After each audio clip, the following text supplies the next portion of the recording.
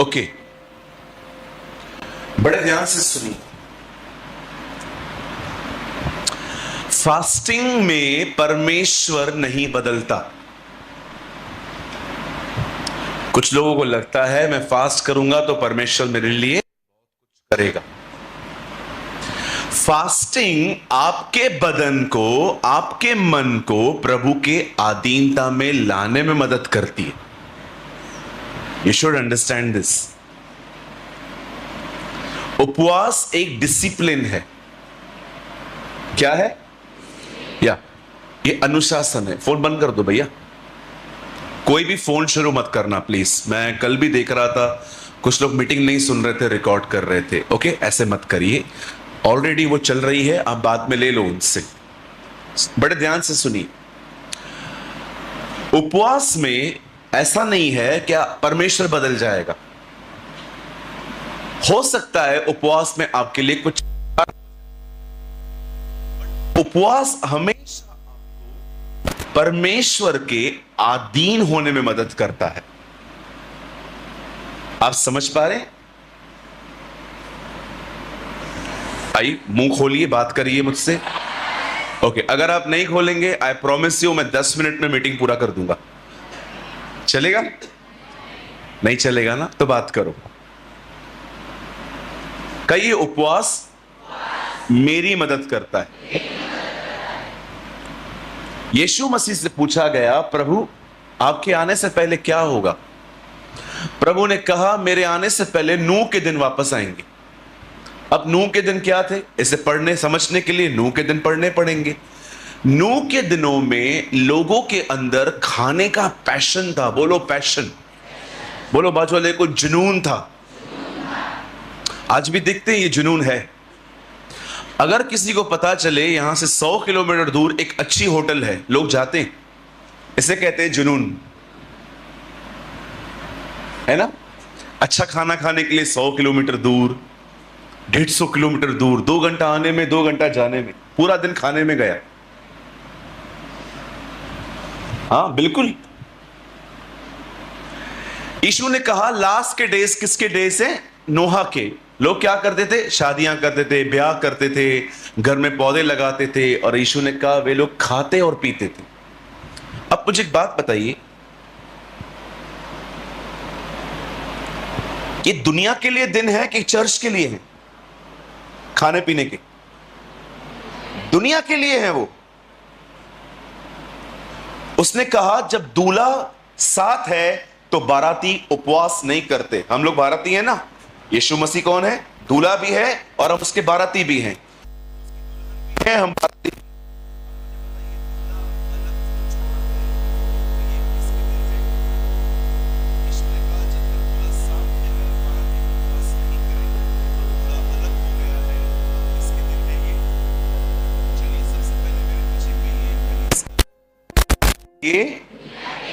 ये खाने पीने के दिन हैं। अब अपने छाती पे हाथ रख के कहिए, मेरे लिए ये उपवास के दिन हैं। ये तो उपवास करो, छोड़ दो कुछ समय के लिए ढोकला। बोलो बाजू वाले को, ढोकला छोड़ो, फाफड़ा छोड़ो, थेपला छोड़ो। इतनी डिशेस पता है आपकी, इससे ज्यादा मुझे नहीं पता है। हमारे बॉम्बे में डिफरेंट डिशेस हैं, मिसल, वड़ा पाव। आपके यहां पर थोड़ा अलग है, ठीक है? तो ये फास्टिंग के डेज हैं। आप में से कोई है जो हमारे चर्च के साथ जब 5 दिन फास्टिंग प्रेयर होती है तो उसमें जुड़ते हैं? देखिए बहुत लोग हैं यहाँ। 5 डेज फास्टिंग की थी हमने अभी। उपवास में प्रभु नहीं बदलता, उपवास में हम बदल जाते, राइट? अच्छा, उपवास है क्या? अगर आपने उपवास किया है, खाना छोड़ा है, और आप सारा दिन मोबाइल पे बैठे हुए हो, यह उपवास नहीं है। कुछ लोग खाना छोड़ देते हैं, घूमते फिरते हैं, फोन यूज करते हैं, सब तरह के काम करते हैं। बोलो ये उपवास नहीं है। चलो मुझे मुझे बताओ, प्रभु ने क्यों कहा है हमको उपवास करने के लिए? अब बताता हूं मैं आपको। हम सुबह उठते हैं, पहले पहले सोचते हैं नाश्ता क्या करूं, है ना? तुझे बहुत स्ट्रगल करना पड़ता होगा। पहले पहले क्या सोचते हैं हम लोग? नाश्ता क्या करना है? पोहा खाऊं, इडली खाऊं, डोसा खाऊं, ढोकला खाऊं। जैसे ही हम ये खाते हैं, फिर हम दोपहर में सोचते हैं खाना क्या खाऊं? दाल खाऊं, चावल खाऊं, साई भाजी खाऊं, मटन खाऊं, चिकन खाऊं, क्या खाऊं? और जैसे ये पूरा होता है, फिर शाम को नाश्ता चाहिए। सैंडविच खाऊं, जंक फूड खाऊं, पिज्जा खाऊं, बर्गर खाऊं। ये पूरा होगा, फिर रात को क्या खाऊं? झींगा खाऊं, मच्छी खाऊं, पुलाव खाऊं। और कुछ लोग तो इतने चटोरे हैं को 3 बजे भी उठ के डब्बे खोलते। अभी 4 वक्त खा लिया है ना, रात को भी उठेंगे 3 बजे, वेफर, केक, पेस्ट्री, फ्रिज में बची हुई चीजें अंदर तक देखेंगे क्या क्या पड़ा हुआ है। आप देख लो, करते हैं। सूरज भाई, आप किसको जानते हो? आपके सामने खड़ा है, ये मैं हूं। मैं आधी रात को उठ के खाता हूं।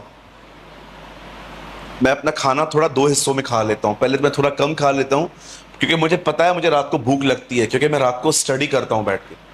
तो फिर कभी कभी जो कुछ बचा हुआ रहता है मैं वो भी खा लेता हूं। कभी कभी नहीं रहता है, फिर डब्बे खोलता हूं। बिस्किट्स, वेफर, पार्ले जी के बिस्किट्स, जेली वाले बिस्किट्स। याद है बचपन में जेली पहले खा के पूरा जेली खा लेते थे, फिर बिस्किट खाते थे, वो वाले बिस्किट्स। आपने देखा है आपका ध्यान कितना खाने पीने में रहता है सारा दिन। और कुछ लोगों को आप देखो, जब तक इधर का बटन नहीं खुलेगा ना, तब तक खाते रहते, खा खा के ठप। और हमारी बहनें भी कम चटोरी नहीं है, वो भी कभी कभी आप देखो होटल में कम खाएगी, दूसरे की शादी पे देखो क्या कर रही है। ओहो, क्योंकि होटल में बिल भरना है, उधर फ्री में मिल रहा है ना? ये जा, ले आ ले आ ले आ ले आ ले आ। अब परमेश्वर ने कहा उपवास। अब आपको सारा दिन कुछ नहीं खाना है, 50% आपका माइंड फ्री हो जाता है। ये फास्टिंग भूखा और प्यासा रहना नहीं है। फास्टिंग है अपना मन फिराना। अभी कुछ लोगों ने क्या किया है, उन लोगों ने फास्टिंग किया है, खाना पीना छोड़ दिया है। अब उनका आधा मन खाली हो गया, आज कुछ मिलना ही नहीं है, अब सोच खत्म हो गई। अब ये लोग क्या करते हैं? फोन यूज करते। तो फिर फास्टिंग कहां की रही? तुम एक से छूटे, दूसरे में अटके। फास्टिंग के अंदर कोशिश करो अपने फोन को तब तक टच मत करो जब तक आपको उसमें जरूरी काम नहीं है। अदरवाइज कोई फायदा नहीं है, मत करो। मैं भी बोलता हूं मत करो। उपवास ऐसे कीजिए, कम ऑन, कहिए उपवास, ऊपरवास। जिस दिन हम उपवास करते हैं, आप लोगों को ये बताते हैं, आज मैं नीचे नहीं हूं, आज मैं ऊपर हूं। दैट इज फास्टिंग, ऊपरवास। Disconnect with earth. मेरा नाता नहीं है किसी से आज के दिन। ऊपरवास, उपवास।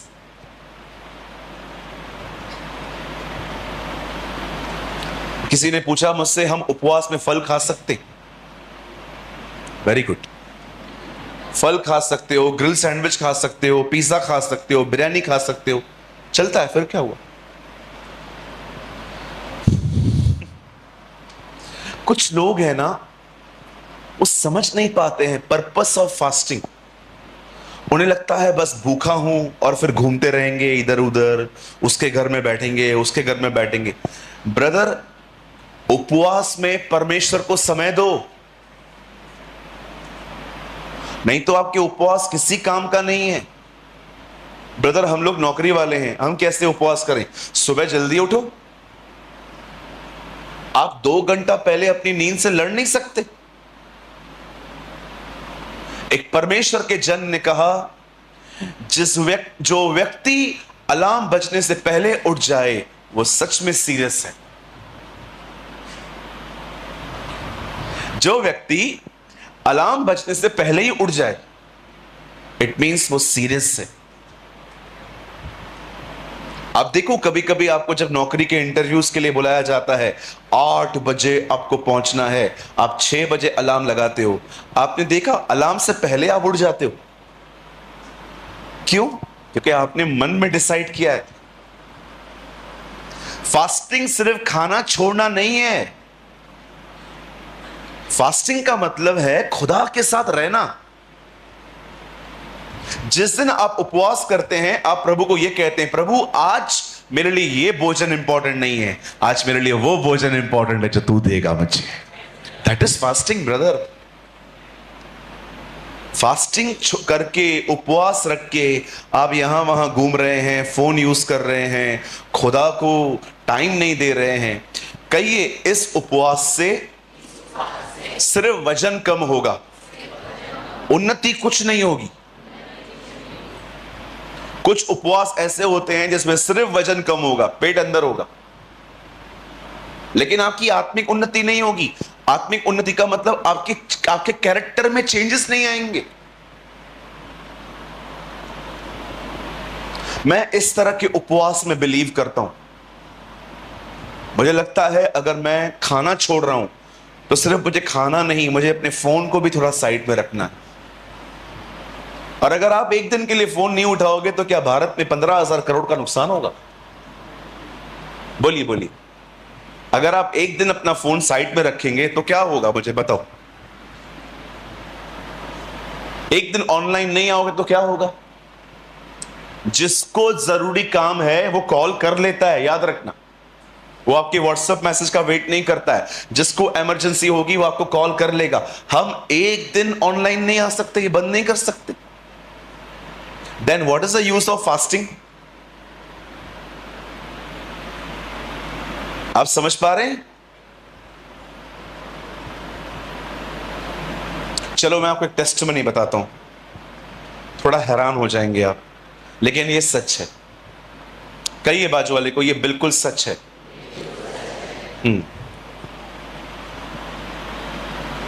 एक दिन बेंगलोर के एक चर्च में एक पास्टर को इनवाइट किया। ये पास्टर बाहर से आए, अब्रॉड से आए। एयरपोर्ट पे इनको लेने के लिए गए, उसके बाद इनको होटल में छोड़ दिया। अगले दिन मीटिंग की तैयारी थी। अगले दिन मॉर्निंग में पास्टर इनसे मिलने गए और उनको पूछा, पास्टर जी आपने कुछ खाया होटल में? तो उसने इशारों में कहा, मैं ठीक हूं, मैं खा लूंगा खुद ही। ओके। फिर वो नीचे गए, होटल वाले को बोला, जो जो मांगते हैं साहब दे देना। लेकिन रात तक पता चला इस बंदे ने कुछ भी नहीं मंगाया खाने के लिए। शायद पास्टर को लगा कि ये बाहर का खाना अवॉइड करते हैं। फिर पास्टर ने घर से कुछ बना के अगले दिन इनके होटल में पहुंचाया। तो पता चला जो खाना वो लाए थे वो पास्टर ने नहीं खाया, उनके साथ रहने वालों ने खा लिया। अजीब लगा, 2 दिन हो गए हैं पास्टर कुछ खा नहीं रहा है। फिर पास्टर को किसी ने कहा, ये बाहर से आए हुए हैं, शायद इनको सी फूड अच्छा लगता होगा, फिश, प्रॉन्स ऐसे। ठीक है, तो पास्टर ने एक बहुत अच्छा सी फूड प्रोवाइड किया और मच्छी वगैरह सब लेकर आ गए। और जैसे इन्होंने दरवाजा खटखटाया, कहा, सर आज आपके लिए हम फिश लेके आए। तो उसने इशारों में कहा, मेरे को चाहिए रहेगा, मैं बोल दूंगा, टेंशन मत करो, मुझे फिलहाल नहीं चाहिए। 3 दिन मीटिंग पूरी हो गई, लोग आशीषित हुए, चंगाइयां हुई, लोगों की जिंदगियां बदली, गिफ्ट्स ऑपरेट हो रहे थे, बहुत अच्छा काम हुआ।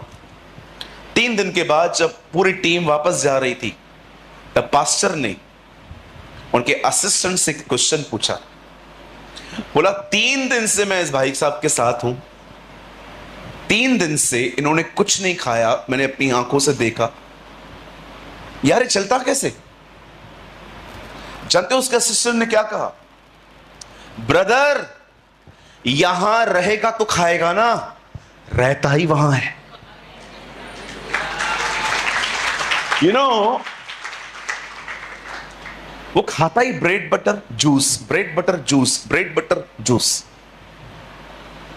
उस पास्टर ने अपनी बायोग्राफी में लिखा, मुझे पहली बार मैथ्यू 4:4 वर्ड इस बंदे के द्वारा समझ में आया, मनुष्य केवल रोटी से नहीं, खुदा के मुंह से निकले गए वचन से जीवित रहता है।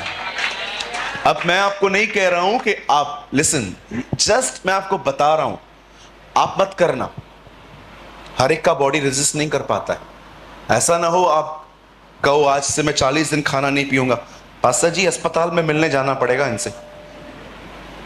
कुछ लोग होते हैं ना, वो बहुत जील में स्टार्ट करते हैं पर उनकी बॉडी उनको सपोर्ट नहीं करती। नहीं, मैं आपको बताना चाहता हूं, अगर आप प्रभु के साथ जुड़े रहोगे ना, आप देखो उपवास में आपको भूख नहीं लगेगी, लेकिन आप प्रभु से अलग होकर उपवास करोगे ना, पाव भाजी दिखेगी, पिज्जा के ऊपर मस्त चीज डाल रहा है कोई, इमेजिनेशन में दिखेगा।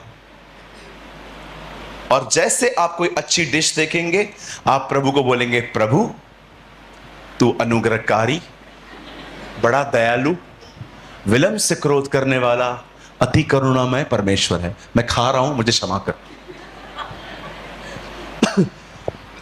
बहुत लोग दोपहर में ही तोड़ देते टेम्प्ट होके। क्यों तुम्हें फास्टिंग में सपोर्ट नहीं मिली? क्यों तुम्हें भूख लगी? सिंपल, तुम फास्टिंग खुदा से अलग होके कर रहे हो। यीशु पिता के साथ था, 40 दिन तक वो ऐसे ही रहा।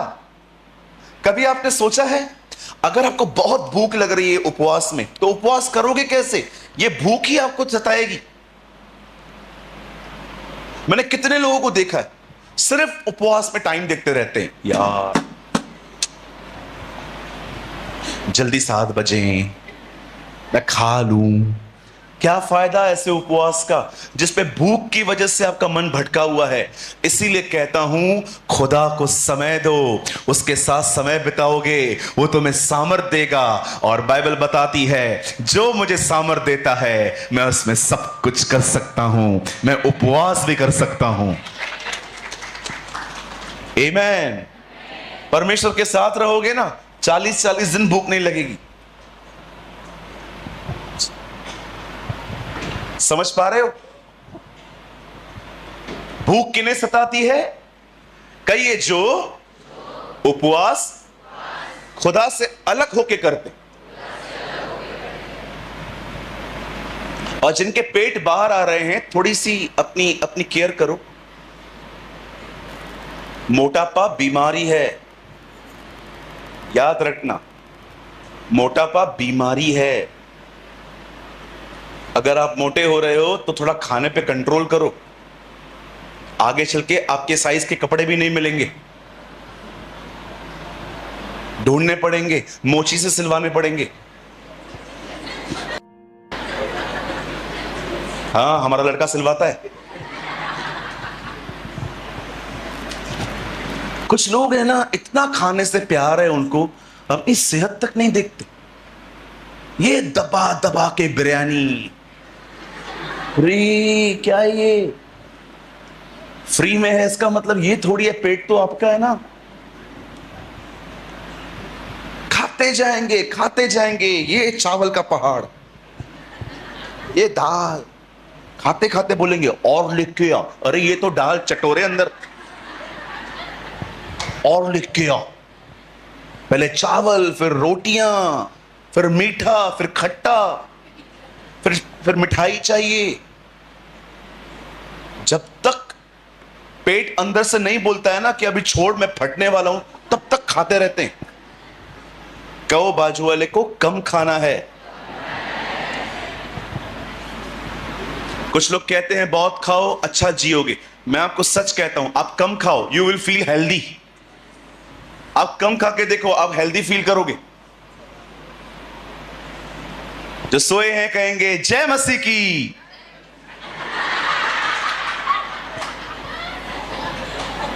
समझ पा रहे हैं? और गहरा जाएं? तो और भी गहरा है ये। अभी क्या करोगी ब्रदर? किया तो है उपवास, छोड़ो ना यार अभी। कहिए, जब मैं फास्टिंग में हूं, मेरी आत्मा फीस्टिंग में है। शरीर भूखा है, आत्मा दावत मना रही है। आमेन। आपको बताता हूं क्या होता है। कुछ लोगों ने ना खाने में पीएचडी की है।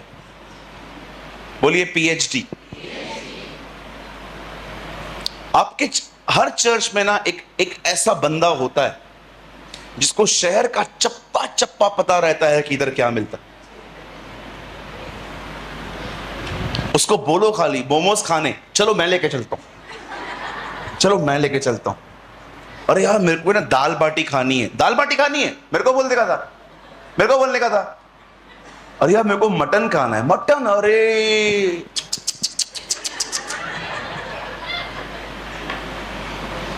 कुछ लोगों ने अपने बदन को इतना खिलाया है, इतना खिलाया है कि आज उनका बदन उनकी बात ही नहीं मानता है कोई भी। मैगी चाहिए मतलब चाहिए। जब तक मैगी नहीं मिलेगी तुम लोग को मैगी बना दूंगा। मेरे को सैंडविच चाहिए मतलब चाहिए। जब तक सैंडविच नहीं मिलेगी मैं शांत नहीं रहूंगा। सोचो तुम्हारा बदन कितना जिद्दी है। तुमने उसकी हर जिद पूरी की है। उपवास में आपके शरीर की जिद टूटती है। समझ पा रहे हैं? हर हफ्ते उपवास होना चाहिए। हमारे चर्च में एवरी थर्सडे उपवास रहता है। आज उपवास है, मैंने कहा मैं भूखा मर रहा हूं, इनको भी मार देता हूं आज। हमारे चर्च में हर थर्सडे फास्टिंग होती है। मैंने उस दिन इसलिए अनाउंस किया, चलो आप भी करो हमारे साथ। फास्टिंग बहुत इंपॉर्टेंट है। अपने चर्च के अंदर फास्टिंग कल्चर को वापस लेकर आओ। कुछ लोग तो कहते हैं फास्टिंग की जरूरत ही नहीं है, जीसस हमारे लिए फास्ट करता है स्वर्ग में। वाह, नया टीचिंग। मुझे एक भाई ने कहा था, नहीं नहीं हम लोग को उपवास की कोई जरूरत नहीं है, यीशु मसीह ऊपर कुछ भी नहीं खाता है। ये नए आए हैं जुपिटर के प्राणी।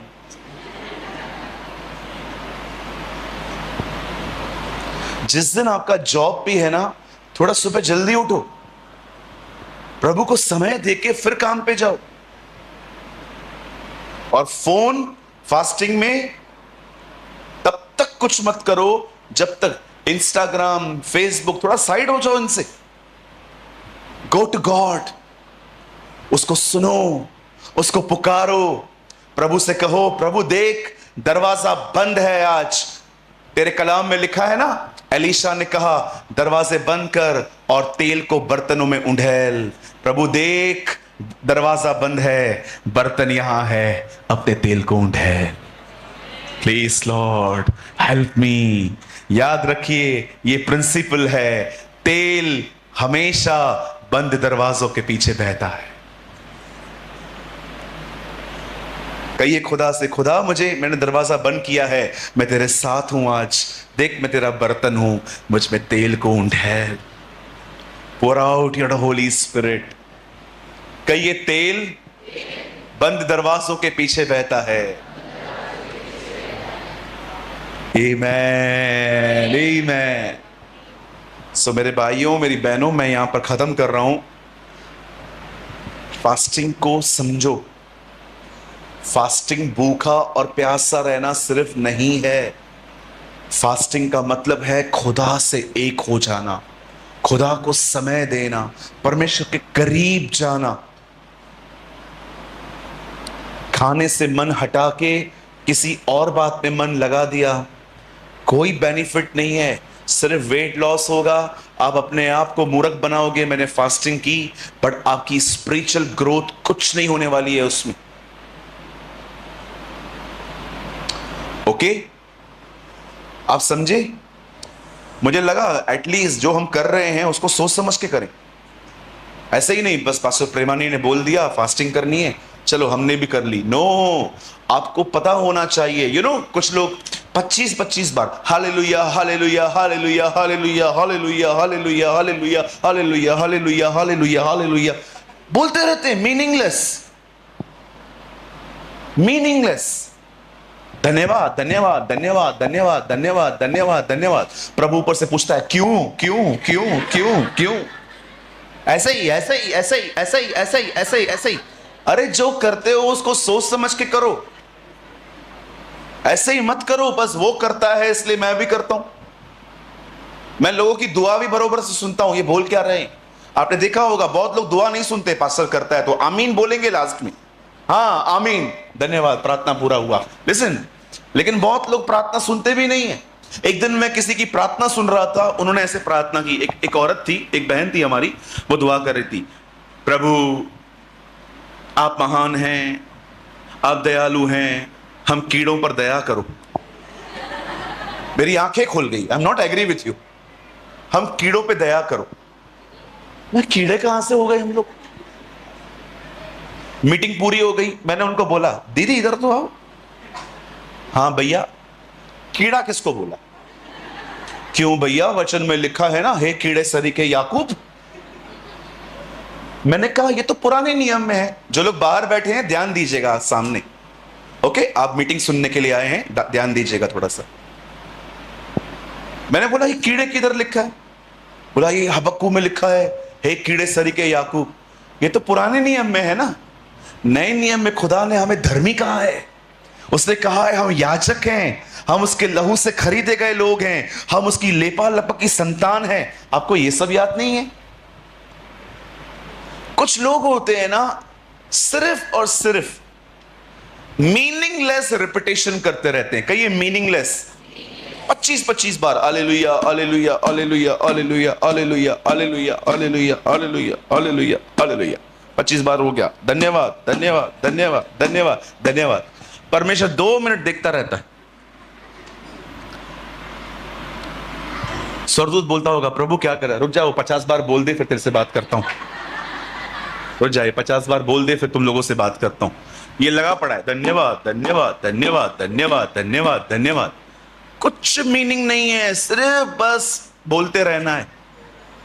आप सोचो पतरस जब डूब रहा था वो ऐसा करता तो 25 बार हालेलुया हालेलुया अंदर चला जाता पूरा। बोलो बाजू वाले को काम की बात कर। और कुछ लोगों को आप प्रेयर के लिए इधर बुला के दिखाओ, आधे घंटे की प्रार्थना। ओ प्रभु तेरा वचन कहता है, उत्पत्ति से लेके प्रकाशित वाक्य तक सारे वचन प्रार्थना में बोलता है। एक दिन मैंने किसी को बोला आओ प्रार्थना करो, मैं बाजू में खड़ा हो गया। समझना चाहिए ना, 1 मिनट छोटी प्रार्थना करके पास्टर को दे देना चाहिए। चालू हो गया, प्रभु आपने दुनिया बनाई, आपने इब्राहिम को आशीष दी, आपने ये किया। मैं खड़ा था 5 मिनट 10 मिनट 15 मिनट 20 मिनट, फिर मैंने बीच बीच में बोलना चालू कर दिया, आमीन आमीन आमीन आमीन आमीन। अरे सुनता ही नहीं है। फिर मुझे बाद में पता चला इसकी प्रॉब्लम क्या है।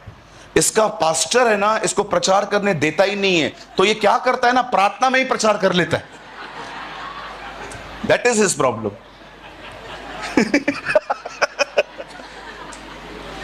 बोलिए इधर छोटी प्रार्थना करनी है तो भैया लंबी प्रार्थना कमरे में।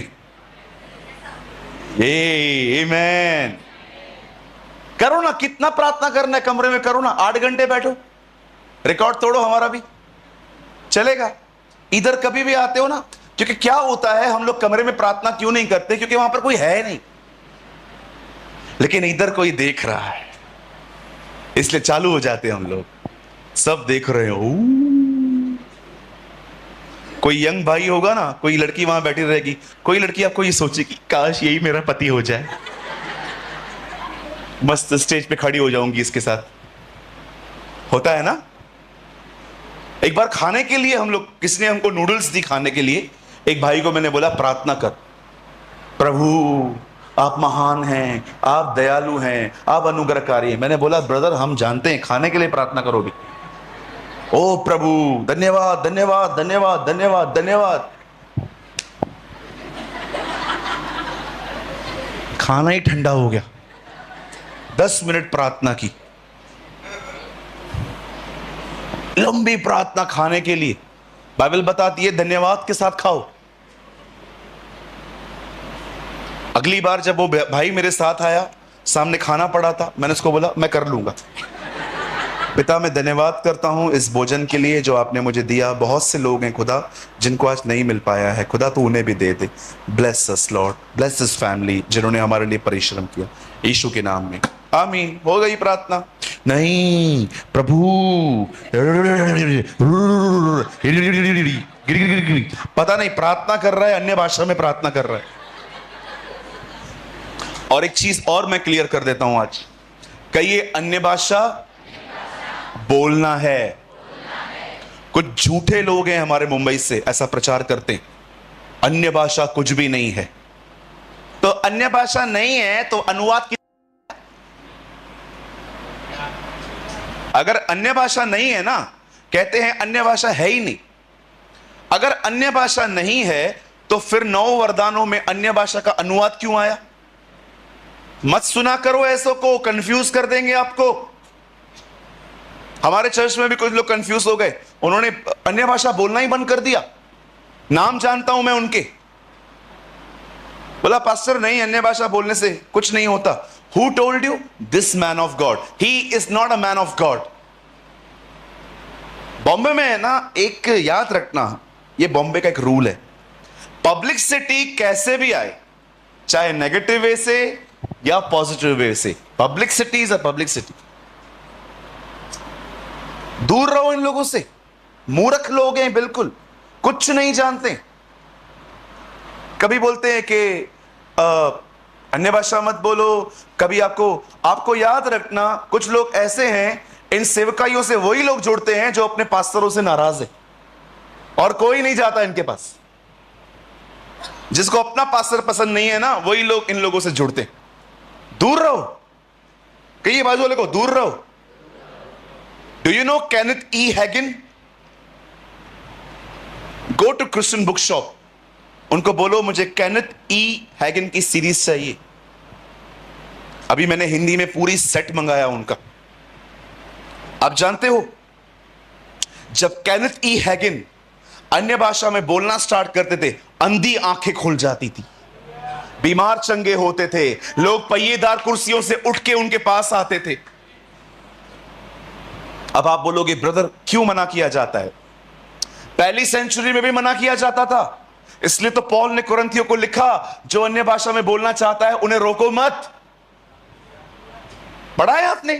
सी there is a word in Corinthians, वहां लिखा है जो अन्य भाषा में बोलना चाहता है उन्हें रोको मत। मतलब उन दिनों में भी लोग कहते थे ये बड़बड़ मत करो। कहिए अपने बाजू वाले से, हम अन्य भाषा में विश्वास करते हैं। यस, हमें बोलना चाहिए। हां, एक बात याद रखना, अगर आपका पास्टर यहां से बोलता है हो रा बा सा था शाखा रा बा, जब वो बोलता है उसका कॉपी मत करो, आप भी मत बोलो। आपके अंदर से आत्मा की सामर्थ्य से आता है तो बोलो, दैट इज प्रॉब्लम। ये गलत है, कॉपी मत करो। अगर आपके पास्टर ने अन्य भाषा फ्लो में बोल दिया, क्योंकि यहां पर एक अनुवादक बैठा हुआ है, वो बता सकता है उनको। अगर आपके पास्टर ने बोलना स्टार्ट किया हो रा बा शानदार रा खा बा, आपको नहीं बोलना है ये, उनको कॉपी मत करो। आपके अंदर से आता है क्या, वो बोलो। कॉपी नहीं करना है, बाकी हमें बोलना है। और मत सुनो ऐसों को, प्रभु से दूर हो जाओगे।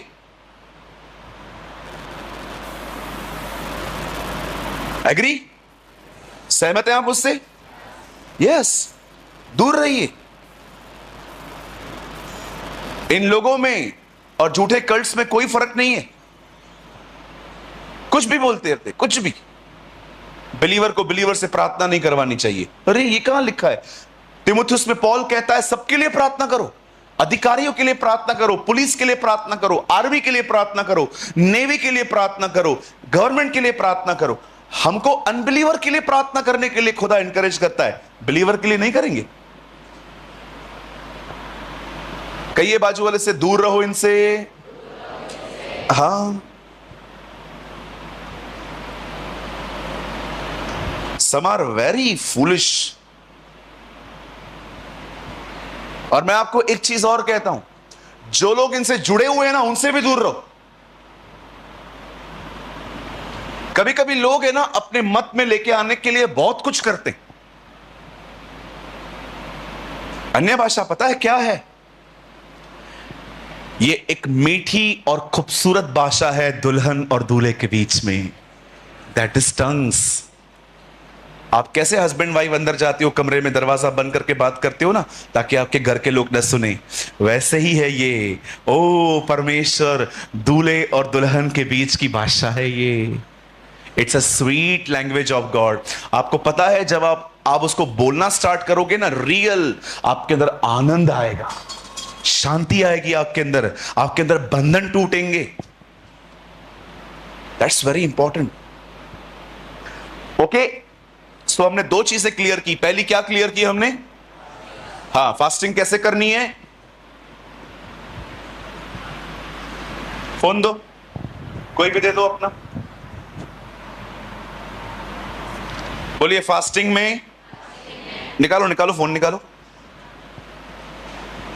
हाँ, मुझे कुछ सिखाना है आपको, फिर क्या नेक्स्ट ईयर आऊंगा सीधा। बोलिए फास्टिंग में इसको तलाक देना है।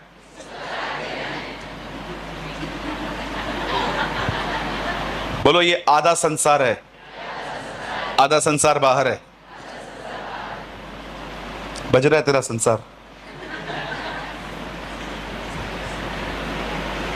पहली चीज, फास्टिंग में इसको दूर रखना है। पास्टर जी ऐसा फास्टिंग करें जिसमें खाना खा सकते हैं, मोबाइल छोड़ दो। कुछ लोगों को हार्ट अटैक आ जाएगा। ये तो इब्राहिम से इसहाक की तरह मांगना हुआ, गलत बात है ये तो। दूसरी चीज मैंने आपको क्या बताई? बोलिए फास्टिंग, सॉरी, अन्य भाषा में बात करनी है। हाँ, जो खड़ूस लोग नहीं बोल रहे हैं वो लोग भी बोलो, बोलो बाजू वाले को, फास्टिंग बोलिए अन्य भाषा में बात करनी है। मेरे को देखने से कुछ नहीं मिलेगा ब्रदर, कुछ नहीं मिलेगा। जो लाया है ना वो भी चला जाएगा।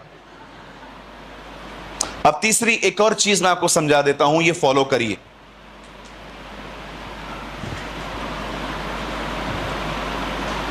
कहिए चर्च में जो लोग यहां की बात वहां, वहां की बात यहां करते हैं, उनसे दूर रहना।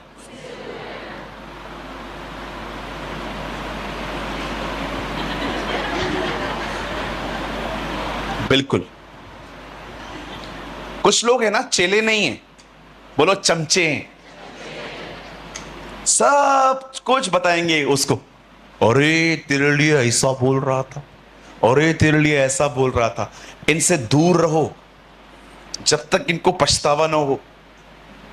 बाइबल बताती है किसी भी पाखंडी को एक दो बार समझा के उससे अलग रहे। बहुत सारे जो लोग हैं ना, इन दिनों में शैतान उनका उपयोग कर रहा है कुछ भी बोलने के लिए। दूर रहिए,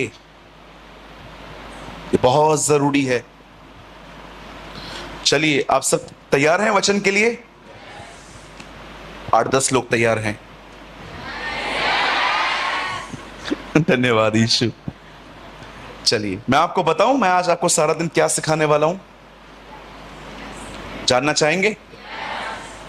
मजा आ जाएगा सुन के आपको। आज मैं पूरा दिन, मतलब ये मीटिंग और शाम की मीटिंग, मैं आपको एक ही विषय में आज आपसे बात करूंगा, पवित्र आत्मा, आवर ब्लेस्ड होली स्पिरिट। ओहो, आवर ब्लेस्ड होली स्पिरिट। यीशु मसीह ने अपने अंत के समय में इसके लिए बात की थी, राइट? चलिए, आप सब तैयार हैं? मेरे साथ खोलिए यूहन्ना का 1 अध्याय। Come on, open with me the gospel of John chapter 1।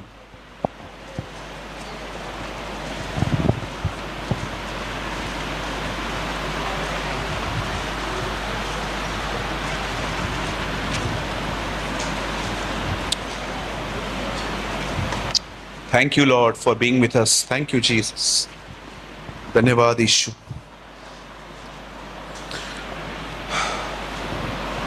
John chapter 1, यूहन्ना रचित सुसमाचार, उसका पहला अध्याय।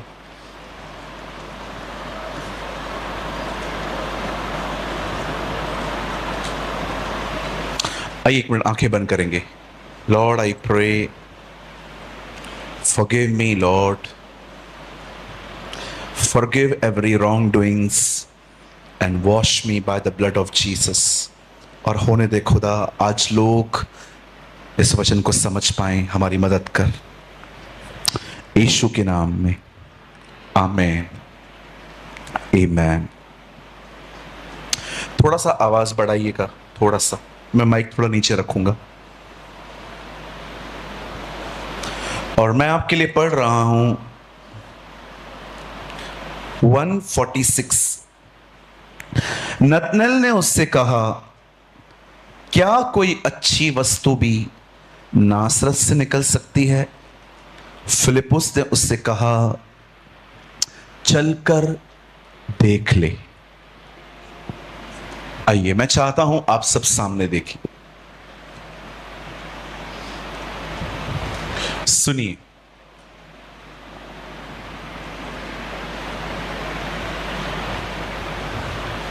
जब भी प्रभु किसी को अपने पास बुलाता है तो वो उनका अभिषेक करता है। शाऊल को बुलाया, अभिषेक किया। दाऊद को बुलाया, अभिषेक किया। हमें बुलाया, पवित्र आत्मा दिया। क्योंकि खुदा जानता है जो वो आपको करने के लिए कहेगा उसे कोई भी अपनी ताकत से नहीं कर सकता। एग्जाम्पल, अगर मैं आपको कहूं चिंता मत करो, ये पॉसिबल है? अपनी ताकत से रोकना इम्पॉसिबल, क्योंकि ये माइंड में है, इट्स इंटरनल। आप दुनिया की तरफ देखिए, बाहर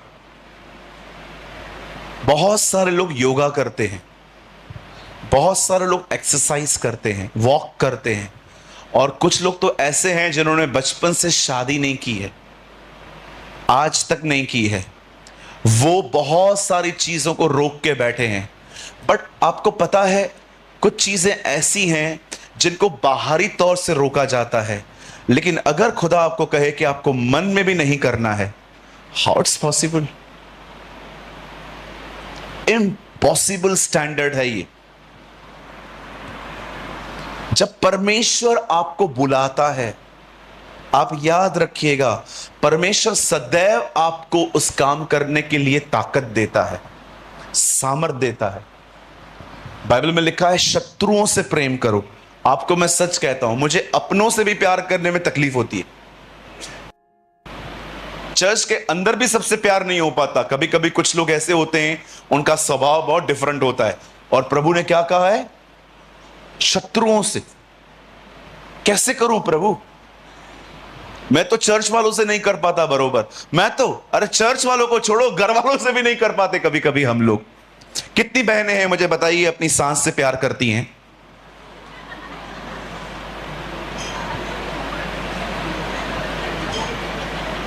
नाम मत लो उसका। एक बार मैं प्रचार कर रहा था, एक बहन ने कहा, ब्रदर मैं कह रहा था दुश्मनों से प्रेम करो। एक बहन ने कहा, हां मैं दुश्मन से कर सकती हूं पर सांस से नहीं। मैंने कहा मतलब? बोला हां मैं दुश्मन से कर सकती हूं, सांस से नहीं कर सकती हूं। मैंने बोला ऐसा कैसे? बोला दुश्मन मिलता है साल में एक बार, ये मिलती है रोज। कैसे प्रेम करूं? दुश्मन साल में एक बार मिलता है, सांस रोज मिलती है, बोलती है मैं दुश्मन से कर सकती हूं, सांस से नहीं कर सकती। यीशु ने एक बार कहा अपने दुश्मनों से प्रेम करो, और उसके बाद यीशु ने कहा मनुष्य के दुश्मन उसके घर के लोग ही। Read it.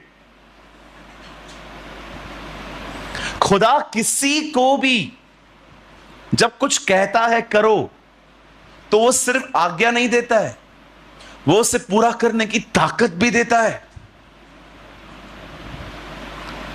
उस ताकत को कहते हैं पवित्र आत्मा। पवित्र आत्मा कौन है? कहिए, वो सिर्फ ताकत नहीं है, वो खुद परमेश्वर है। अब बड़े ध्यान से सुनिए। एक दिन कुछ लोग यीशु से मिले और उन्होंने जाके अपने दोस्तों को बताया कि हम एक ऐसे व्यक्ति से मिलके आए हैं जो खुद मसीह है। अगर आप नहीं जानते हु इस मसीह का मतलब क्या होता है, मसाया जो इंग्लिश में हम कहते हैं, मसीह का मतलब होता है एक ऐसा व्यक्ति जिसको परमेश्वर ने अभिषेक किया है हम लोगों के लिए, और वो हमारे लिए बलिदान होने वाला था। अब वो लोग मिलते हैं और कहते हैं हमें मसीह मिल गया है। तो जैसे ही वो दूसरों को बताते हैं, अपने दोस्तों को, तो वो लोग कहते हैं वो कौन है? बोलते हैं नासरत का यीशु। अब उन दिनों में नासरत एक ऐसी जगह थी जहां पर बहुत ज्यादा गंदगी थी, पाप था, गुनाह था। तो कोई भी ये बात बिलीव नहीं कर पा रहा था कि एक मसीह ऐसी जगहों से कैसे आ सकता है। आज भी आप देखिए, कोई ऐसी जगह है जहां पर वैश्यावृत्ति होती है, वहां कोई चर्च हो, बहुत कम लोग बिलीव करेंगे, अरे वहां पर चर्च, ऐसे कैसे हो सकता है, इतनी गंदी जगह। हमारे बॉम्बे में ऐसी बहुत सारी प्लेसेस हैं जहां पर बहुत ज्यादा सेक्स रैकेट चलते रहते हैं। बहुत सारी बहनें ऐसी हैं, उन बेचारियों को मजबूरी में करना पड़ा, कुछ शौक से भी गई हैं और कुछ हालातों के मारे भी गई हैं। बहुत बड़ा बिजनेस है ये, बहुत बड़ा। इसे हिंदी में वैश्यावृत्ति भी कहा जाता है। हमारे बॉम्बे में इसको रेड लाइट एरियाज कहा जाता है। आप देखते रहेंगे, नासरत भी लगभग उन्हीं दिनों में ऐसी जगह थी जहां पर बहुत सारा ऐसा काम होता था, बहुत सारी औरतें होती थी जो प्रोस्टिट्यूट्स बन गई थी। आप जानते हैं, अगर कोई भी बहन आपको मिले और वो कहे कि आई एम अ प्रोस्टिट्यूट, मैं अपने बॉडी को बेचती हूं पैसे कमाने के लिए, आप याद रखिए उसे काउंसलिंग की जरूरत नहीं है, उसे छुटकारे की जरूरत है। ये डिमोनिक काम है, दुष्ट आत्माओं ने इस बहन को पकड़ के रखा है। हमें ऐसों को सुसमाचार बता के उनको कलीसिया लेके आना चाहिए। आप जानते हैं, मेरे चर्च में प्रोस्टिट्यूट्स भी आती है, ट्रस्ट में। कोई नहीं जानता है उनको, मैं जानता हूं।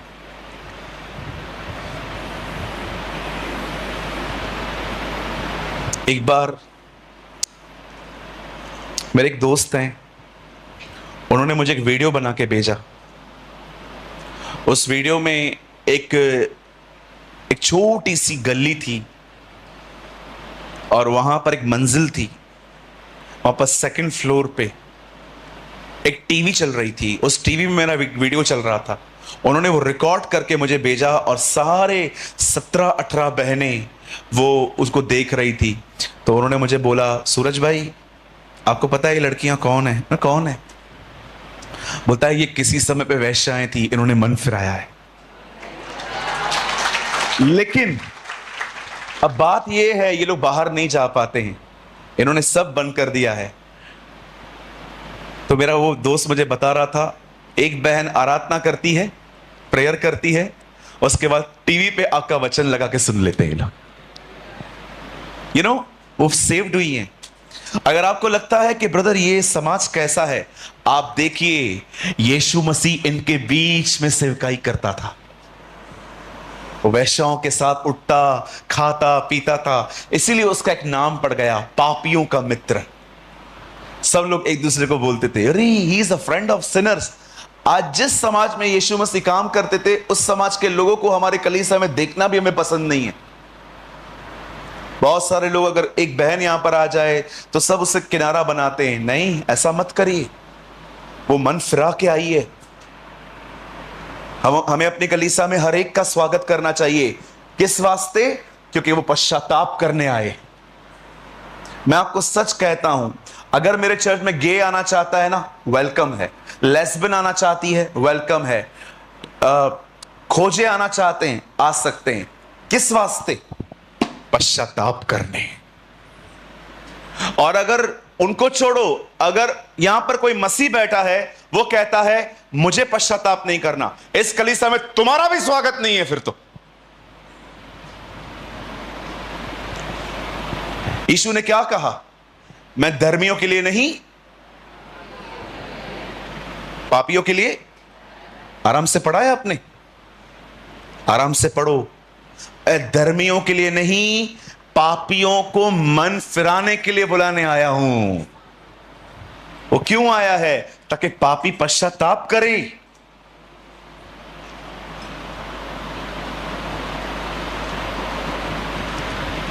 हमारा खुदा उनका खुदा है जिनको दुनिया पूछती भी नहीं, है ना? He is a God of rejected people. वो ऐसे लोगों से मिलता था जिनको दुनिया। मैं आपको कहना चाहता हूं मेरे भाई, मेरी बहन, अगर आप ऐसे हैं जिसको लोग इज्जत नहीं करते हैं, विश्वास करो तुम्हारा परमेश्वर तुम्हारा आदर करता है। God respecting you. और याद रखिएगा, कहिए मुझे किसी ने भी रिजेक्ट नहीं किया है। कहिए मुझे परमेश्वर ने प्रोटेक्ट किया है। ये हु रिजेक्ट्स यू ब्रदर? किसी ने आपको रिजेक्ट नहीं किया है, खुदा ने आपको प्रोटेक्ट किया है।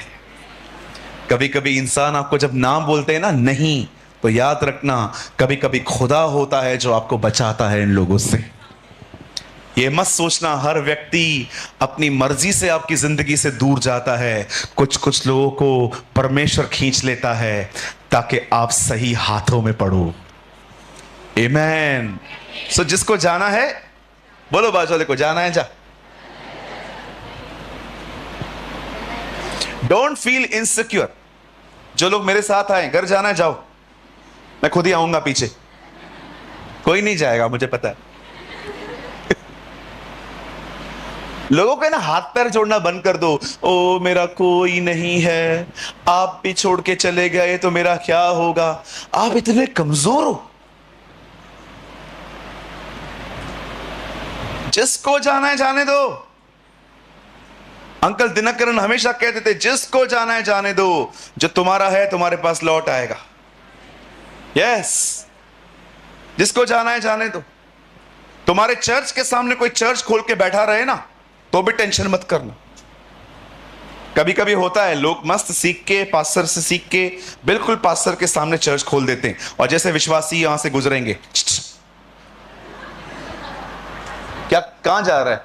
मैं चर्च जा रहा हूं, इधर आ।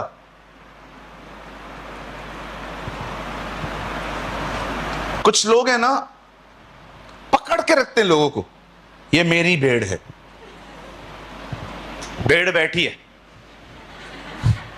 पास्टर बोलता है मेरी भेड़ है, यीशु बोलता है मेरी भेड़ है। मैं भेड़ है किसकी आखिर?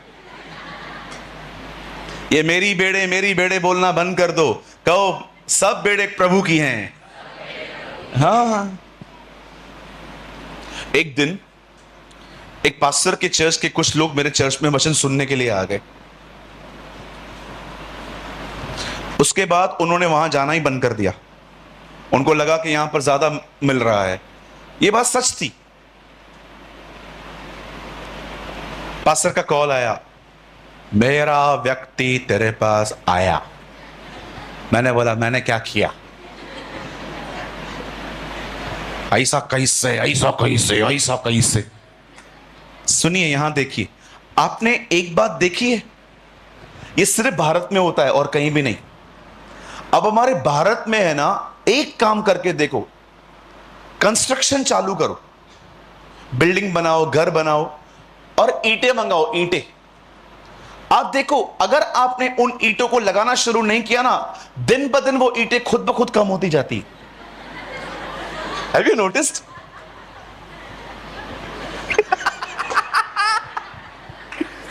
आप है ना, ये करके देखो। हमारे ये सिर्फ it only happens in India, ये और किधर नहीं होता है। आप कंस्ट्रक्शन का काम चालू करवाओ और ईंटें मंगाओ, आप ईंटों को लगाओ नहीं, ईंटें खुद ब खुद कम होती जाती थी। एक दिन आओगे तुमको बकायदा कुछ नहीं मिलेगा। वो होता क्या है, आजू बाजू वाले के घर के अंदर चूल्हे के लिए कुछ लेके जाएंगे, किसका थोड़ा काम बाकी है 100 वो ले जाएगा रात को, और ये सब काम होता है आपके सोने के बाद। आहिस्ते आहिस्ते, मैं एक दिन मेरे घर के बाजू में कंस्ट्रक्शन चल रहा था, तो ईंटें उतर रही थी, तो मैं ऐसे ही देख रहा था कैसे ब्रिक्स उतार रहे हैं ये लोग। मैं तभी प्रभु में भी नहीं था। तो 2 दिन के बाद मैंने देखा काम चालू नहीं हुआ था, लेकिन ईंटें कम थी। तो मैंने बोला यार काम चालू हुआ नहीं है इनका, ईंटें क्यों कम हो रही हैं? आपको पता है, मैं ये देखने के लिए कि ईंटें कहां जाती हैं पूरी रात जागा। मैंने बोला मैं देखना चाहता हूं ये ईंटें चल के कहां जाती है खुद ब खुद। फिर मैंने देखा रात को छोटे छोटे बच्चे आए, 10-10 लेके जा रहे, 10-10, 15-15, कम से कम 6-7 बार वो लोग आए। मैं आपको कहना चाहता हूं, अपने लोगों को बिल्ड करो, मजबूत करो। कोई मुझे कहता है ना मेरी ईंट तेरे पास है, मैं खुद बोलता हूं मैं नहीं आया, खुद चल के आई। जो ईंट लग चुकी है वो ईंट चुराई नहीं जा सकती। Don't feel insecure. लोगों को बोलना बंद कर दो, इधर मत जाओ उधर मत जाओ। अपने लोगों को इतना वचन दो, इतना वचन दो कि आप उनको बोलो भी के जाओ तो भी न जाए। We believe in this, we believe in this. मैं आपके सामने खड़ा हूं, मेरे चर्च से कोई नहीं जाता है। मेरा प्रचार सुनने के बाद मेरे लोग बोलते हैं देखना ब्रदर अगले रविवार कोई नहीं आएगा, चर्च फुल रहती है। कभी कभी इन लोगों को जगह नहीं मिलती है, ये लोग 9:30 बजे आ जाते, जगह पकड़ लेते। इतना इनसिक्योर फील क्यों करते हैं हम लोग? मजबूत करो ना खुद के लोगों को, मेहनत करो।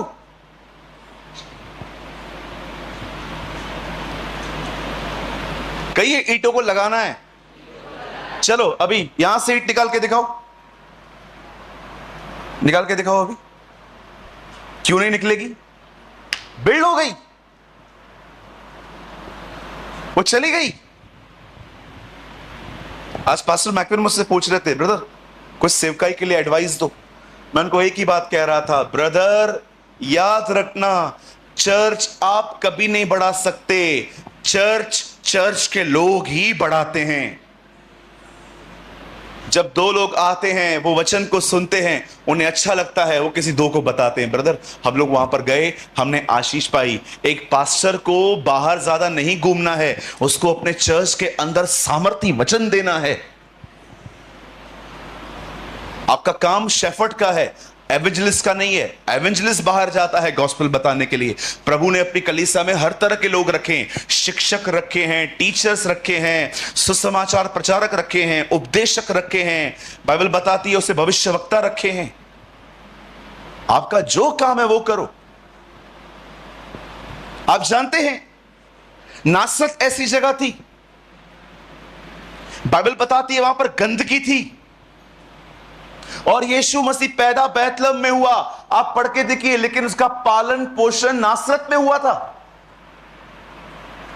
क्यों परमेश्वर ने अपने बेटे को वहां रखा?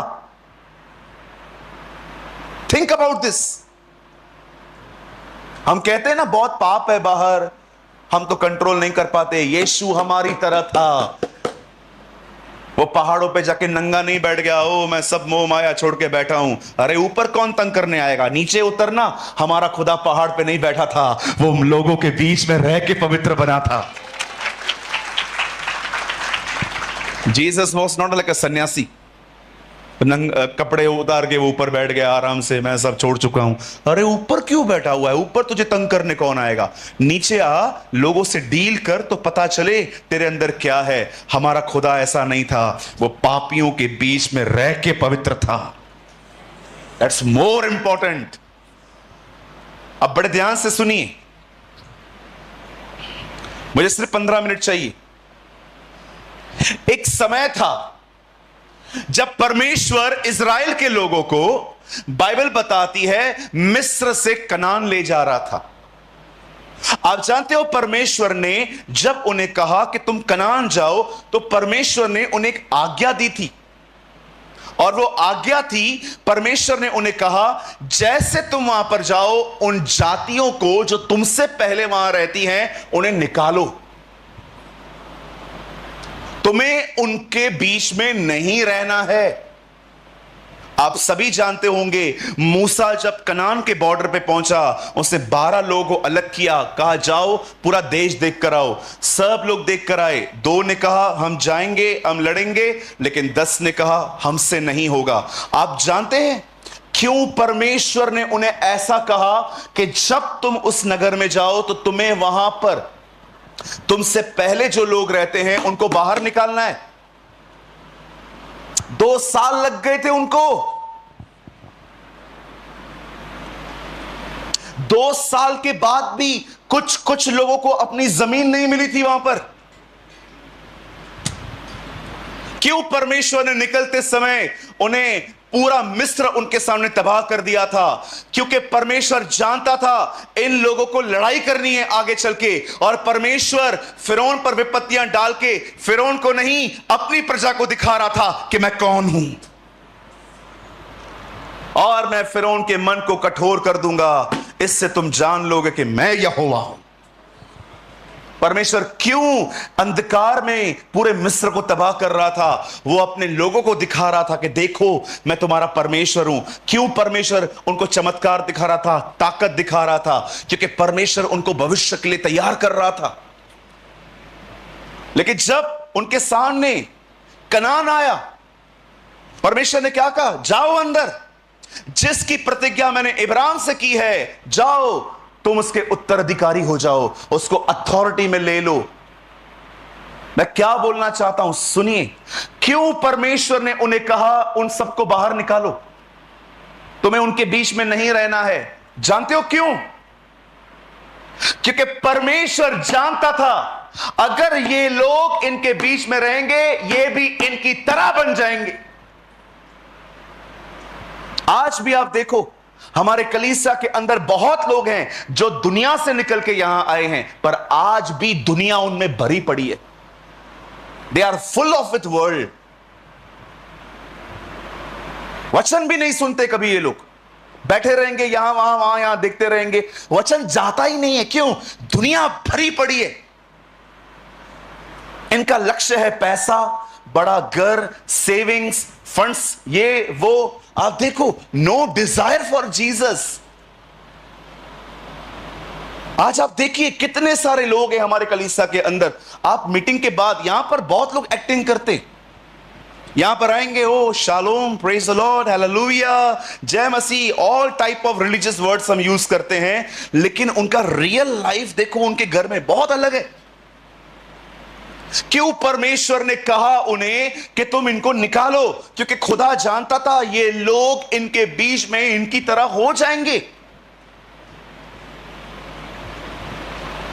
क्यों परमेश्वर ने उन्हें कहा इन्हें निकालो?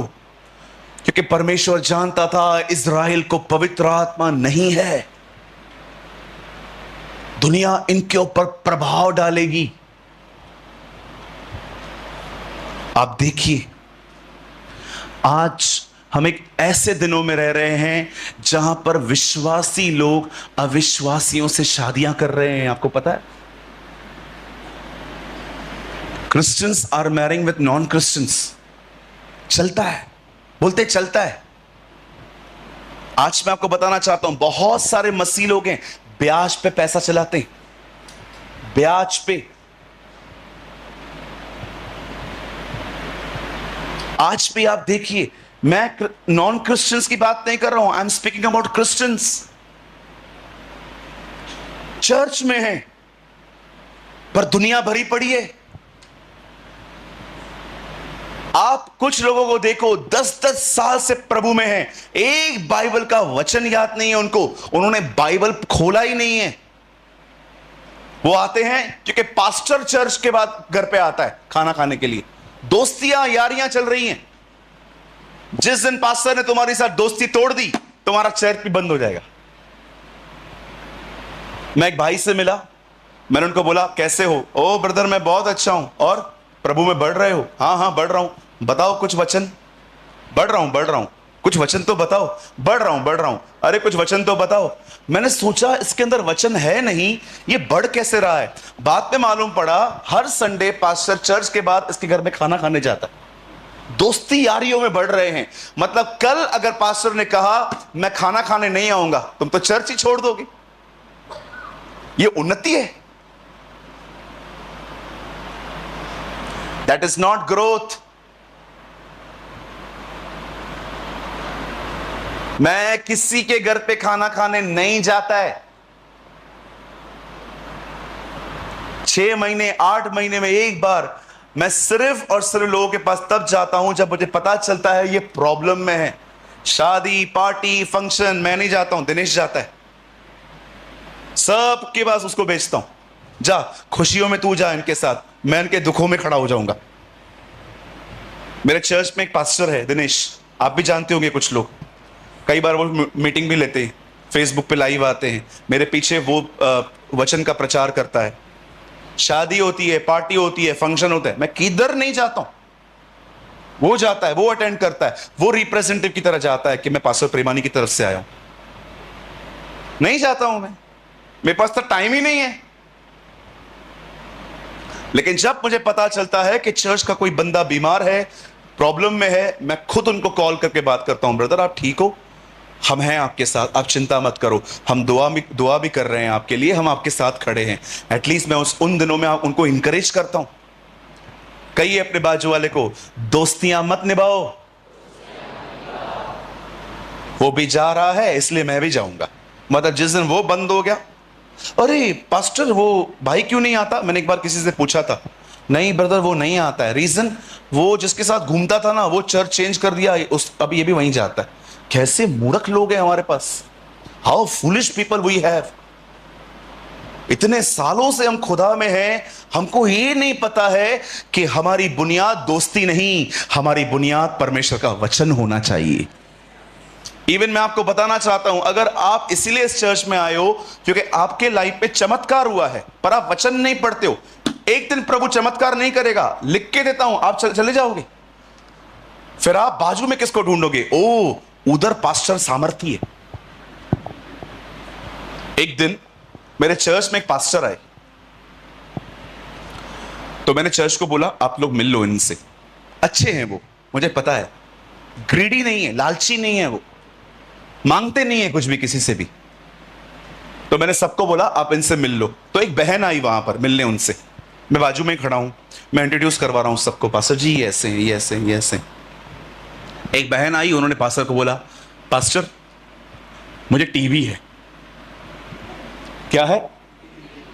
टीबी है, 2 साल से आ रही है चर्च में, मुझे नहीं पता है। पास्टर ने प्रार्थना की, तो जैसे जा रही थी मैंने बोला दीदी दीदी 1 मिनट रुको ना, मुझे काम है आपसे। वो रुकी, मैंने बाद में बोला आपको टीबी है, 2 साल से आप आ रहे हो, आपने मुझे कभी बताया नहीं है। तो मेरे को बोलती है आप टीबी ठीक कर सकते हो क्या? मैंने बोला मतलब? कुछ लोगों को लगता है लोकल पास्टर मतलब सर्दी जुकाम खांसी, बाहर का पास्टर मतलब टीबी कैंसर एचआईवी। मतलब हमारा जो पास्टर है ना, उसको प्रभु ने सिर्फ बुखार और जुकाम ठीक करने का अभिषेक दिया है, लेकिन जो बाहर से वक्ता आता है ना, इनको बताना चाहिए मेरे को क्या क्या बीमारी है। कई लोग लोकल पास्टर को कुछ नहीं बताते। मैंने बोला टीबी है आपको? हाँ, बताया नहीं है। उसको लगा मैं सर्दी जुकाम खांसी वाला है। मतलब सर्दी जुकाम खांसी होती है तो लोकल पास्टर के पास जाओ, लेकिन अगर HIV है, कोविड है, ये है, तो किसी बड़े पापा के पास जाओ और उसके पास बोलो, पापा जी और मम्मी जी हाथ रख दो। अरे हाथ रखूं, पैर रखूं, पूरा आ जाऊं, कुछ नहीं होगा। कहिए दोस्तियां निभाना बंद करो। कहिए बाजू वाले को चमत्कारों पे बुनियाद बनाना बंद करो। आपकी बुनियाद सिर्फ खुदा का कलाम होना चाहिए, परमेश्वर का वचन होना चाहिए। एक दिन मैंने वचन पढ़ा, धन्य हो तुम जब मेरे कारण तुम्हें सताएं, झूठ बोले तुम्हारे लिए तरह तरह की बातें करें। यह वचन मैंने पढ़ा, उसी दिन मैंने किसी को सुसमाचार बताया और मुझे चमाट लगी, खींच के चमाट मारा उस आदमी ने मुझे। पुरानी बात है, ठक करके इतना जोर से मेरे कान में आवाज आई, सू होता था ना, कभी कभी आवाज आती थी, ऐसी चमाट मारी उन्होंने मुझे। मैं नया नया था। आपको पता है, अगर मैंने उस दिन ये वचन नहीं पढ़ा होता ना कि धन्य हो तुम जब मेरे कारण सताए जाओ, उस दिन मैं यीशु को ही छोड़ देता। मैं बोलता, यार क्या बात है, जब ही नहीं थे तो इज्जत मिलती थी, जब से तेरे पे विश्वास किया गालियां मिल रही हैं। लेकिन उस दिन मैंने ये वचन पढ़ा था, यीशु ने कहा धन्य हो तुम जब मेरे कारण सताए जाओ। जैसे चमाट लगी ना, वचन याद आ गया, तुझे पता है मैंने तेरे लिए कल ही भविष्यवाणी की थी, तू मार खाएगा। Yes Lord, thank you. वचन आपकी बुनियाद होनी चाहिए। 5-5 साल हो गए हैं लोगों को, 10-10 साल, एक बार पुराना और नया नियम नहीं पढ़ा है। कैसे जिंदगी है हमारी? एक बार मैंने खड़े होकर कहा, हबक्कुक की किताब खोलो। क्या? हम तो बाइबल लाए हैं। अरे बाइबल में ही है।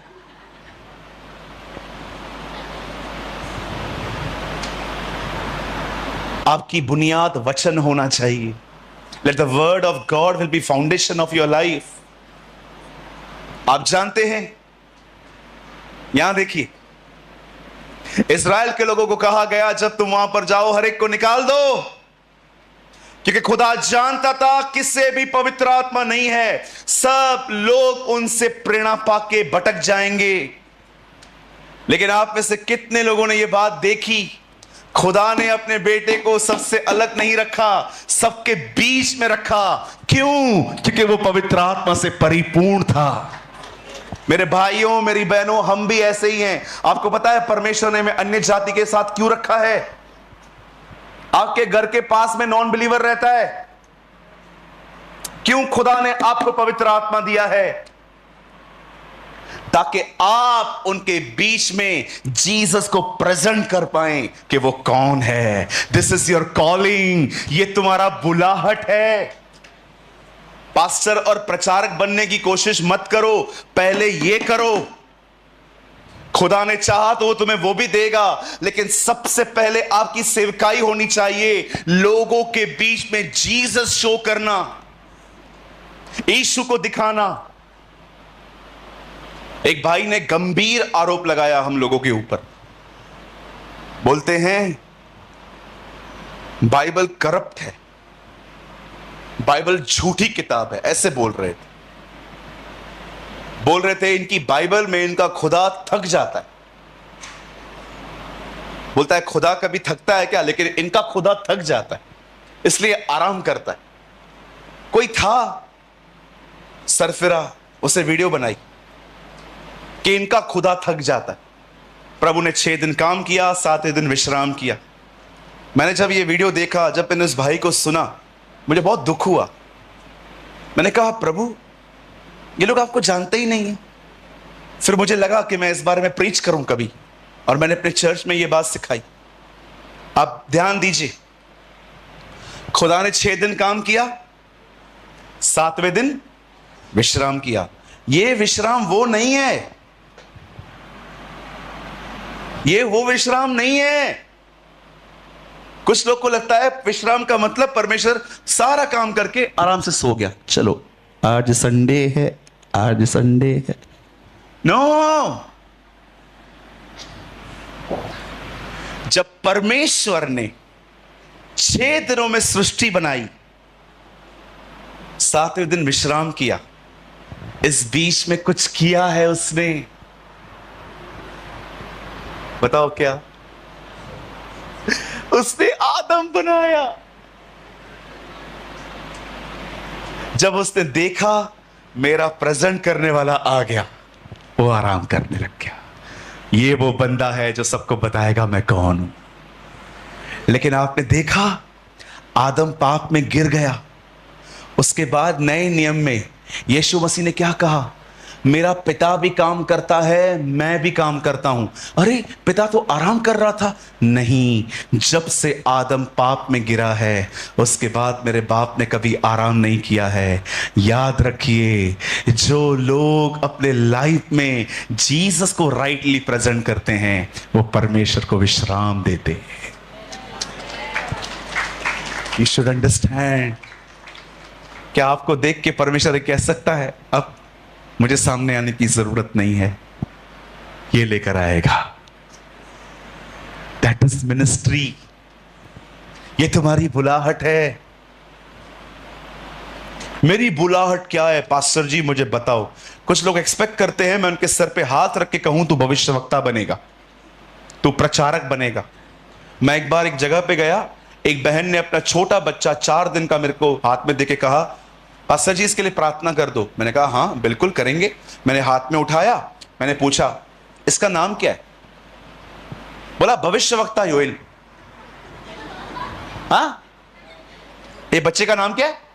भविष्यवक्ता योएल। मैंने बोला उस बच्चे को, मैंने कहा और क्या चाहिए, हम आज भी धक्के खा रहे हैं, तू 4 दिन में भविष्यवक्ता भी बन गया।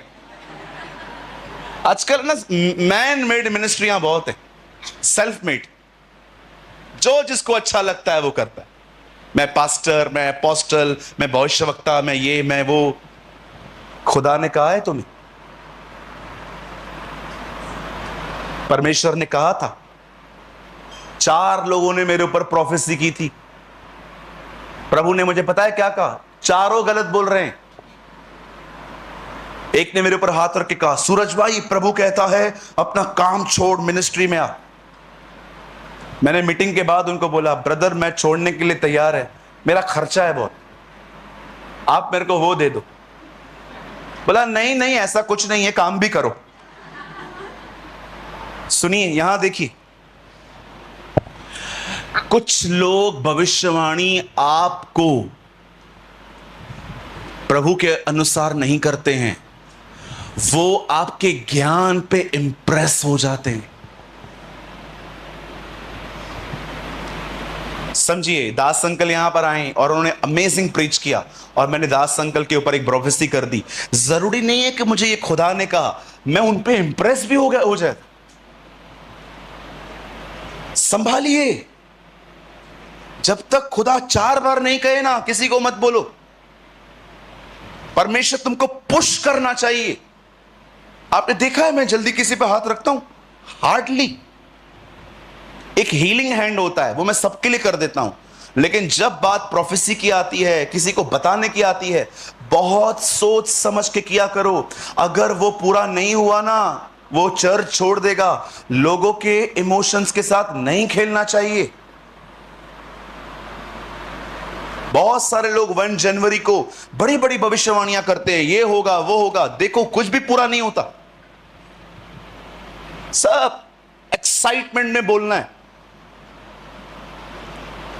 मेरे भाइयों मेरी बहनों, याद रखिए परमेश्वर ने आपको पवित्र आत्मा दिया है, उससे परिपूर्ण हो जाओ ताकि आप अपनी बुलाहट को पूरा कर सको। आपकी बुलाहट पहले पास्टर बनना नहीं है, आपकी बुलाहट पहले वर्शिप नहीं है। आपकी पहली बुलाहट है लोगों के बीच में रहकर अपने नेचर के अंदर जीसस शो करना। That is your ministry. मैं इस सेवकाई से ज्यादा उस सेवकाई पे ध्यान देता हूं कि जब मैं यहां से निकल रहा हूं मैं लोगों से व्यवहार कैसे कर रहा हूं। याद रखिए, शब्द बुलाए जाते हैं, एक्शंस कभी बुलाए नहीं जाते, ताकि जो लोग मुझसे मिलें वो यीशु से मिल पाए। इससे पहले कि अहमदाबाद यीशु को बादलों पर देखे, उससे पहले अहमदाबाद यीशु को हम में देख पाए। आमीन, आमीन। कहिए अपने बाजू वाले को, ये आपकी बुलाहट है। This is your calling. Yes, कहिए प्रभु ने हमें अन्य जातियों के बीच में रखा है, ताकि वो हमारे द्वारा उन्हें मिल सके। कुछ आप समझे? उसने उन्हें नासरत में रखा। This is your calling. बोलिए, क्रूस पहनना नहीं है, क्रूस उठाना है। आजकल क्रूस पहनना फैशन बन गया। इधर क्रॉस, इधर टैटू छपवाएंगे क्रॉस का। क्रूस पहनना नहीं है, क्रूस उठाना है। क्रूस पहनना is not a Christianity, bringing the cross is a Christianity. जब भी आप जीवन जी रहे हैं, अपना क्रूस उठाओ। बहुत बार क्या होता है, जब आप क्रूस उठाते हो, कोई आपको बोलता है तू ऐसा है।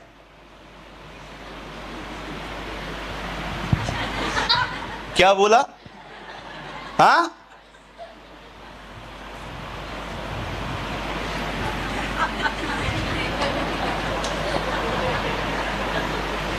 अरे ओए, क्या क्या बोला? कुछ लोगों ने अपना लकड़ी छोड़ दिया है, इधर लकड़ी पहन ली है। कुछ लोगों ने क्या किया है, अपना क्रूस छोड़ दिया है। बार बार छोड़ देते। कुछ बहनें क्रूस उठाती हैं। आंटी, हाँ, टमाटर कितने का लिया बताती? क्या हुआ? टमाटर कितने का लेकर आए? टमाटर 20 रुपए किलो। किधर से लिया? हाँ हाँ वो तो बताती हूं। और बता, सब ठीक है? हाँ सब ठीक है। कल तो बैंक जा रही थी, मैंने देखा पैसे ज्यादा आ गए हैं क्या तुम लोग के पास?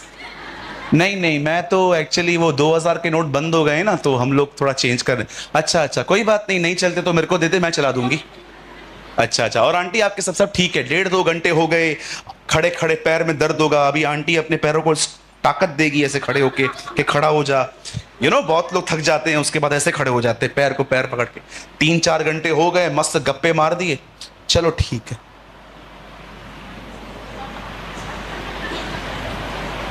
कुछ लोग हैं ना, दिन में कम से कम 25 बार क्रूस नीचे उतार के रख देते हैं। याद देखिए, 4 साल पहले परमेश्वर ने मुझे एक रहमा दिया था।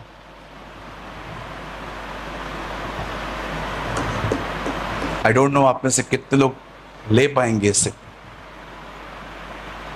4 years ago खुदा ने मुझे एक रहमा दिया था। उसके मुंह से निकला गया वचन दिल में आया था। मुझे खुदा ने कहा, व्हेन अ डे कम, उस दिन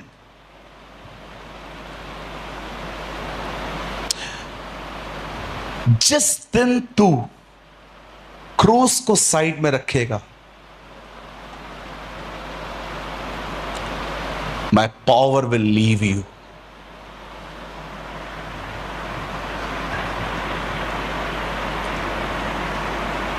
अगर आपने क्रूस को साइड में रखा, the power of God will leave you.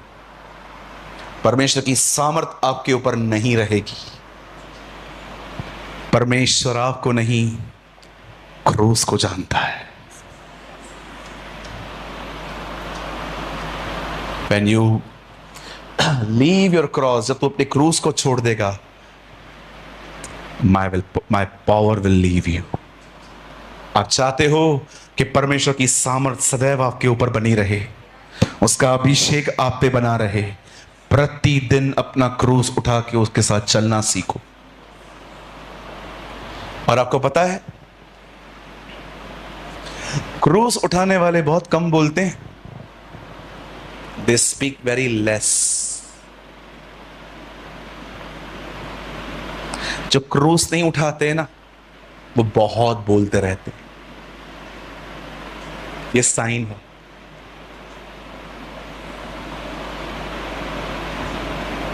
चलो, पास्टर्स मीटिंग चालू हो गई है। मैं फिर से कहता हूं, क्रूस उठाने वाले सदैव कम बोलते हैं। उनका बोलना बहुत कम होता है। वो 4 लाइन को 1 लाइन में बोल के खत्म कर देते। आप उनको कभी भी लड़ते झगड़ते हुए नहीं देखोगे, क्योंकि वे अपने उद्धारकर्ता के पीछे चलने में बड़े व्यस्त होते हैं। लेकिन जिन लोगों ने क्रूस छोड़ दिया है, आप उनके ऊपर परमेश्वर की कोई सामर्थ नहीं देखोगे। आपने देखा, जब यीशु गसमनी में मरने के लिए जा रहा था, क्रूस पे चढ़ने के लिए जा रहा था, उसे 3 बार कहा, हे पिता, ये प्याला हटा, तेरी इच्छा पूरी हो। फिर भी आपने देखा, लास्ट में उसकी प्रार्थना उसके ऊपर सामर्थ लेके आई। लिखा है, एक स्वर्गदूत उतरा, उसने उसको सामर्थ दी। परमेश्वर सदैव क्रूस पे चढ़ने के लिए लोगों को सामर्थ देता है।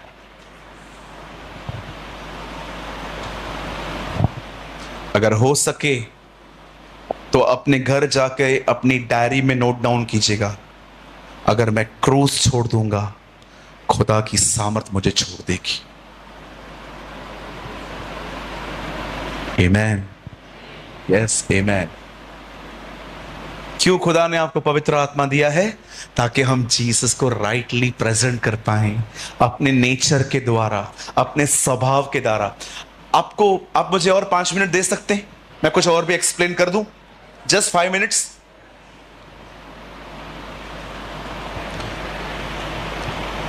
जब पवित्र आत्मा तुम पर आएगा, तब तुम सामर्थ पाओगे।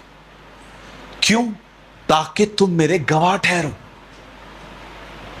जिस समय जीसस क्रॉस पे था, आपने देखा, उसकी मौत के बाद एक आदमी घुटनों पर आया और कहता है, मैं निश्चय जानता हूं कि यह मनुष्य धर्मी था। ऐसा क्या देखा? क्योंकि जीसस प्रचार नहीं कर रहा था, वो चुप था, मार खा रहा था। आप जानते हैं, उस व्यक्ति ने यह देखा था कि जब लोग क्रूस पे चढ़ाए जाते हैं ना, जब उनको कीले लगते हैं, लोग उस समय अपने मुंह से गालियां निकालते हैं, श्राप देते हैं, भागने की कोशिश करते हैं, तरह तरह की गंदी बातें बोलते हैं उनके लिए जो उनको मार रहा है, गंदी गालियां देते हैं। लेकिन पहली बार उस बंदे ने एक ऐसा व्यक्ति देखा जिसे वो मार रहा था और वो चुप था, शांत। उसे अपनी आंखों से देखा, वो साइलेंट था, कुछ नहीं कह रहा था, खुदा को देख रहा था। मरते मरते भी अपने स्वभाव के द्वारा वो एक आत्मा को बचा के गया। That is Christianity. मरते मरते भी, या come on, give a good clap for the Lord.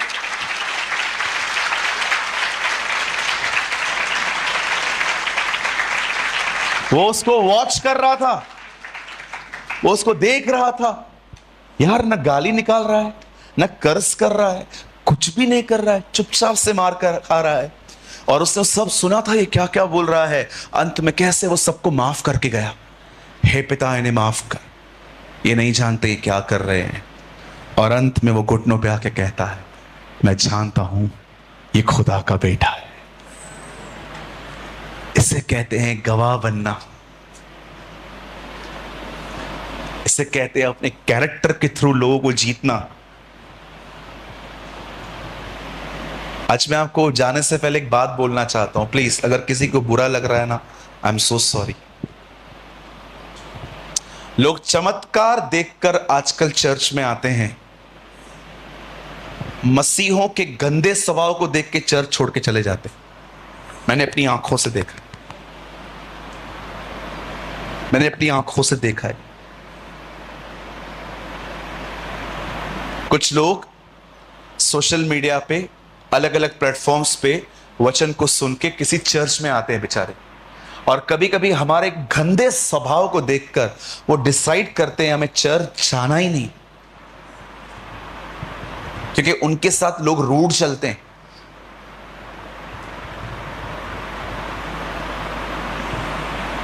हमने जीसस को रॉन्गली रिप्रेजेंट किया, गलत तरीके से प्रेजेंट किया है हमने। मेरा एक दोस्त है, अंधेरी में रहता है, अभी वो हमारे चर्च में आता है। पहले वो विरार में रहता था, बॉम्बे से थोड़ा आगे विरार नाम की एक प्लेस है। मैं भी 1-1.25 महीना पहले वहां गया था। तो मेरे एक दोस्त ने मुझे पूछा कि तू जीसस को फॉलो करता है? मैंने कहा हाँ। तो बोलता है क्या होता है ये सब? तो मैंने उसको बताया कि हम पापी हैं, यीशु हमारे लिए मरा, हम इस बात पे बिलीव करते हैं, हमें नई जिंदगी मिली है, हमने नजात पाई है। तो उससे बोला चल ठीक है, मैं भी जाके देखता हूँ। तो मैंने उसको बोला तू विरार से अंधेरी आएगा, 2-2.25 घंटा जाएगा, इससे अच्छा है तो वहीं पर कोई चर्च ज्वाइन कर। उससे बोला ठीक है। तो एक चर्च में गया,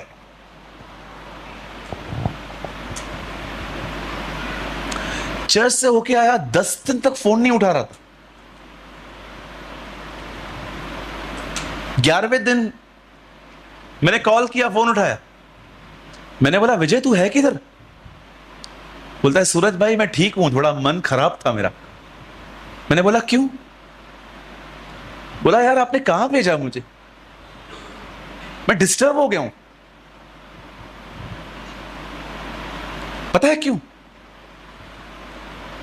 जिस चर्च में वो गया था, अब उस बेचारे को कुछ भी नहीं पता है, बाइबल लेके ही नहीं गया था, उसको है ही नहीं बाइबल, वो तो बेचारा सुनने के लिए गया।